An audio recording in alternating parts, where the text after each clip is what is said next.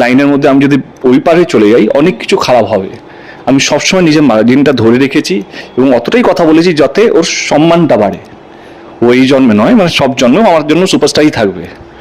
এবারে একটা সুপারস্টারকে যেভাবে ট্রিট করতে হয় আমি জানি কীভাবে ট্রিট করতে হয়। ওই যে বলেছি না মা হয়ে গেছি, ইনোসেন্স হয়ে গেল, আমি মা হওয়ার জন্য ইনোসেন্সটা বলিনি। তো নিজেই বলে আমি 2 সন্তানের মা, মানে এটা তো গর্বের ব্যাপার। তুমিও সেটা নিয়ে এবং হ্যাঁ, আমি তো দেখছি, আমি তো বলেওছি কিভাবে সত্যিও সুন্দরভাবে হ্যান্ডেল করছে নিজের সংসার, বাচ্চাদের সাথে, বরের সাথে এবং কেরিয়ার। এবারে সেইটাকে নিয়ে যদি কাটাছেড়া করা হয়, এবং ওই ইন্টারভিউতে ওকে বলেছি, ওকে নিয়ে বলেছি ওর একটা জার্নি আছে, বর্ধমান থেকে একটা আসা মেয়ে যেভাবে স্ট্রাগল করে আজকে দাঁড়িয়ে আছে, মানে ও তো আমারই জেনারেশনের। ওকে আর কোয়েলকে নিয়ে বলেছি আমি কে এরা দুজনেই যেভাবে নিজেদেরকে মেনটেন করছে, হ্যান্ডেল করছে, এটা তাদেরকে নিয়ে ছবি হওয়া উচিত, তাদের জার্নি নিয়ে একটা ছবি হওয়া উচিত। সেই ইন্টারভিউতেই আছে। আমি একটু কাটছি দেবদা, এখানে কি তাহলে যেটা মানে বোঝানো হচ্ছে কোথাও গিয়ে এটাও হতে পারে যে ইনোসেন্সটা নষ্ট হলে সেটা তো মেকআপের ওপর ধরো পুরোটাই। যদি আমরা দেখি পরিণীতাতেও অনেকটা বয়সে গিয়ে স্কুল গার্ল করেছে শুভশ্রীদি। ভুল কোশ্চেন করছে। না আমি না, কোশ্চেনটা এটা নয়। কোশ্চেনটা হচ্ছে আজকে যদি শ্রীকান্ত মহতা যদি মনে করে চ্যালেঞ্জ ছবিটা করবে, দেবকে কি ওই স্কুল গোয়িং, কলেজ গোয়িং ছেলেটা ভালো লাগবে? কারেক্ট, প্রশ্নটা এটা। আজকে যদি শ্রীকান্ত মহতা যদি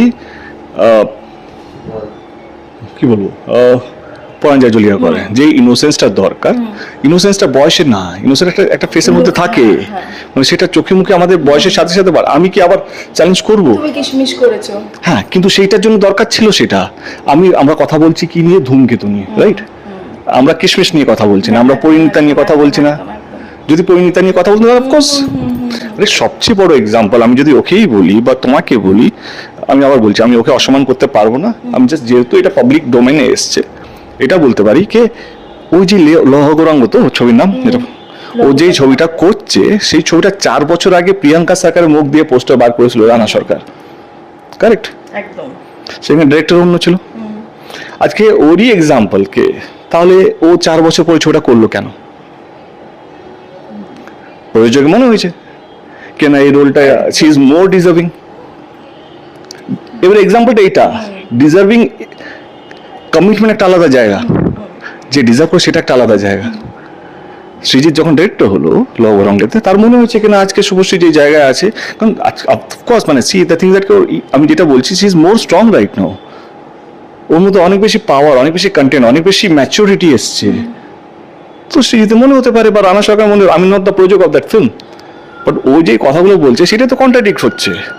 লবরঙ্গ 4 বছর আগে